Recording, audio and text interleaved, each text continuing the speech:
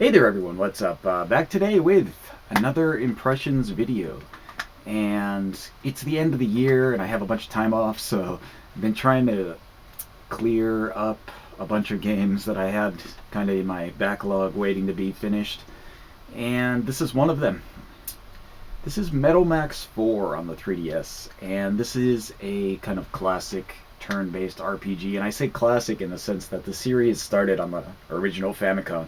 So it's kind of weird. It's only on 4, but there's been a ton of games in the sense that they remade the first one and the second one a bunch of times. I don't know if it's a bunch of times, but they did make Metal Max and then Metal Max Reloaded on the Super Famicom, and there's also Metal Max 2 on the Super Famicom, and then Metal Saga and Metal Max 3 on the PS2 and the DS respectively, and then recently Metal Max 4. So the Metal Max series, if you don't know, it's not a super popular series outside of Japan. It's not a super popular series inside Japan, but it's a pretty well-known series, I'd say. It's essentially a post-apocalyptic Final Fantasy. It's like Final Fantasy. It plays like Final Fantasy in a lot of ways. The turn system is a lot like the classic Final Fantasy turn system. Not like Final Fantasy 4 even, like Final Fantasy 1 kind of turn-based menu selection. There are some, obviously it's a little bit updated from that, but it's pretty similar if you want to think of it that way. It doesn't have like that kind of time-based system like later Final Fantasies. But it is turn-based, and it does have a lot of similarities in kind of party makeup and everything. But again, it's quite a bit different altogether, but in general it's similar. But you'll see that this game, it's kind of a post-apocalyptic wasteland that you're in, and it's a kind of series that manages to take a post-apocalyptic kind of world and make it goofy. More so than even things like, Fallout has lots of goofiness, but it also has like desolation, and it gives you that feeling of being like alone and in a kind of wasteland, whereas Metal Max is way goofier and more fantasy kind of weird. Fantasy weird is the only way to explain it, because the world itself is post-apocalyptic. There's lots of kind of smashed out buildings and cities and stuff, but there's all types of weird, and there's things you'd expect from something like Fallout as well, like there's mutants and mutant animals and things, but it gets weirder than that, because instead of things like there are things like giant ants and things like that you'd expect, but there's lots of weird mechanical things too. Living cars like Christine or something, like the Stephen King novel, and weird amalgamations of mutants and machines, and the enemies are all kind of weird. There's goofy things like flying smartphones that summon enemies. It's really not serious at all, and it's that kind of world that you're in. So you meet a lot of quirky characters, I think, is what the game is about. You meet like pro wrestlers and nurses and things that join your party. I had like a crazy stalker join my party. You get, it's interesting. The characters are all goofy and quirky in a way that's makes it fun to play. All the games are like that in the series. They're all kind of not very serious. It's it's the most lighthearted post-apocalyptic game I think I've ever seen. It's pretty colorful too. Everybody is like, all the characters and the enemies are, kind of bright and colorful. It's not desolate at all. The cities are all based on things like, the first main city you go to is a place called Old Song, and it's like it's based around like a kind of old record shop is like that was left over. And they built the town around the record shop. And then there's like the Sausage Inn, which is like this hot dog stand that they built a house out of. It's all stuff like that. It's all really goofy. But you'll find that when playing it, there are things you'll notice about the game that are, the story is relatively simple. It's not incredibly, an enemy comes and kidnaps somebody, and most of the story you're just trying to get back the person that was kidnapped. And then, I mean, there's a little bit of deeper level to it, but for the main majority of the story, the main quest is just like saving the person who was kidnapped and going from there. So you're kind of wandering around the wasteland, getting more powerful, getting better weapons, better cars and tanks and things, and trying to find this person or a way to get to him. So, but one of the main parts of the game, I said it fights like Final Fantasy. You have characters that join your party, except there's a different level to it. You don't have just characters. You have characters, but they also you have vehicles and animals. So you can have one animal in your party and 3 humans. So usually the animals are dogs, but there are other types. There's a bear. I don't know if there's anything besides that, though. There are. I had in my party all together in my character pool, I guess I had 2 dogs and a bear at the end, but I think there might be more than that. I didn't like go way out of my way to search for everybody. But there are a lot of different characters as well, and they all have their own kind of special, skills that they can do.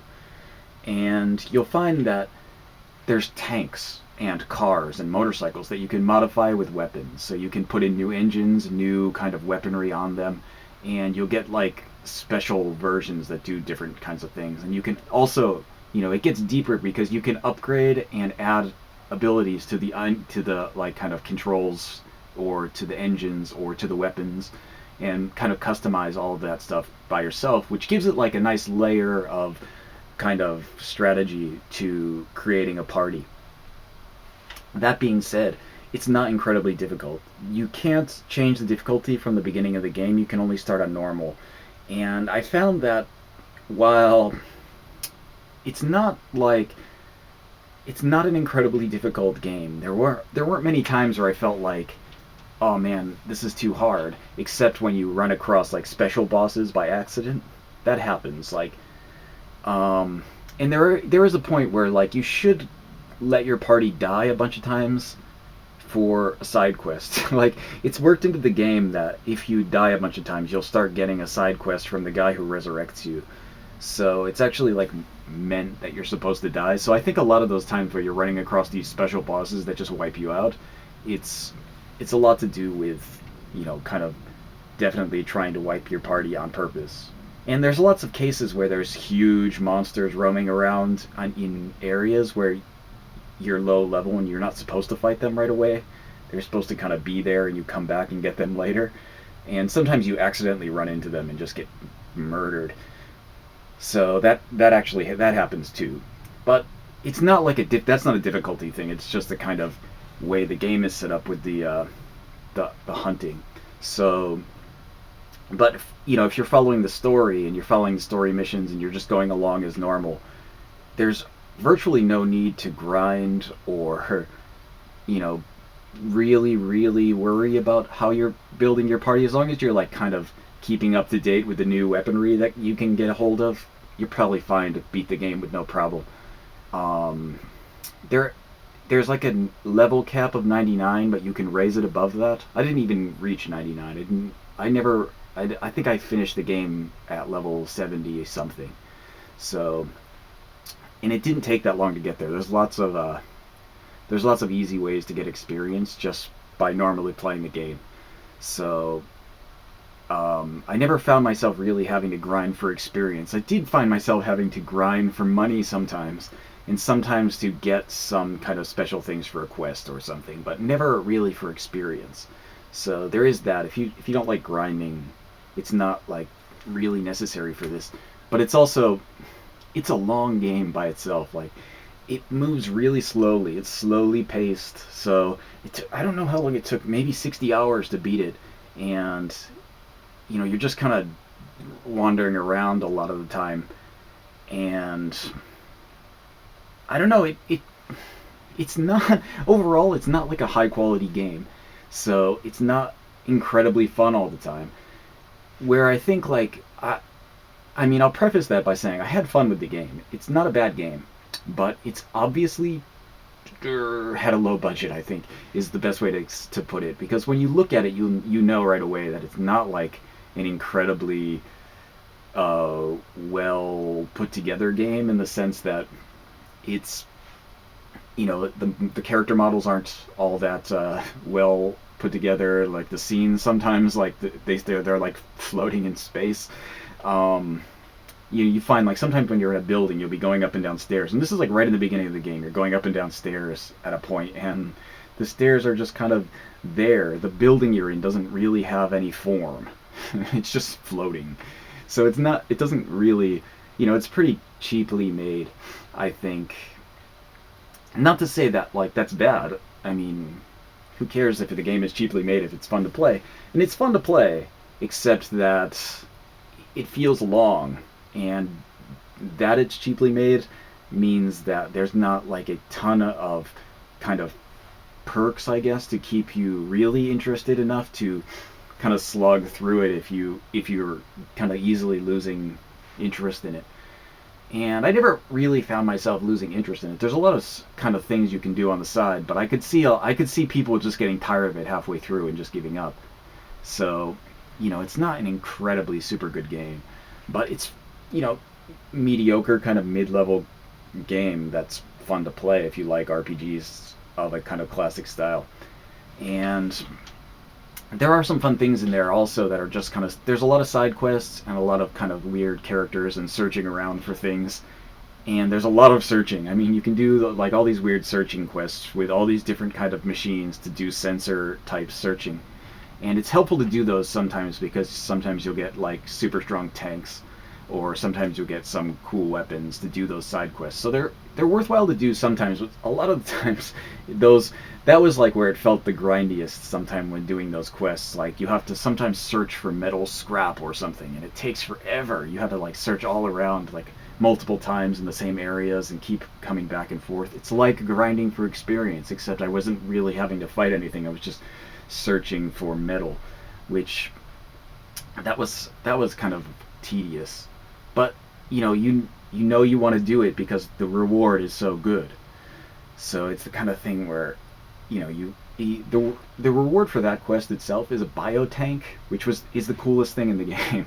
The biotank, you can like self make it, and you have like a mammoth slash tank. It's like a mammoth mixed with a tank, so it actually levels up by itself and has like kind of natural weaponry.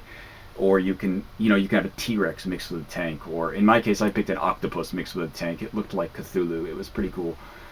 And that was the coolest part. I liked that, except the quest to beating to the quest to get that stuff was really time consuming.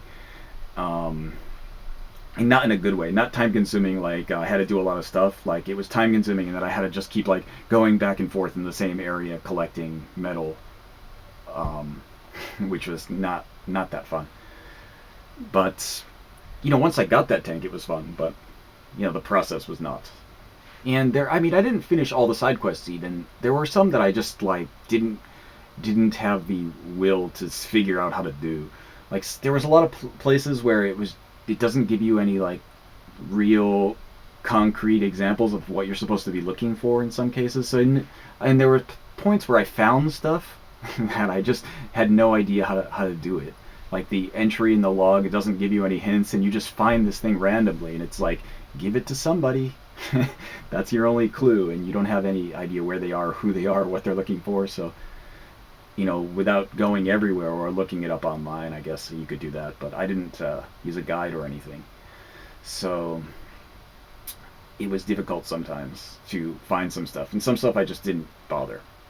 But overall, I had a lot of fun with it because of its weirdness. You've got a lot of crazy kind of cross dressers and things, and like super strong girls with rocket launchers fighting you.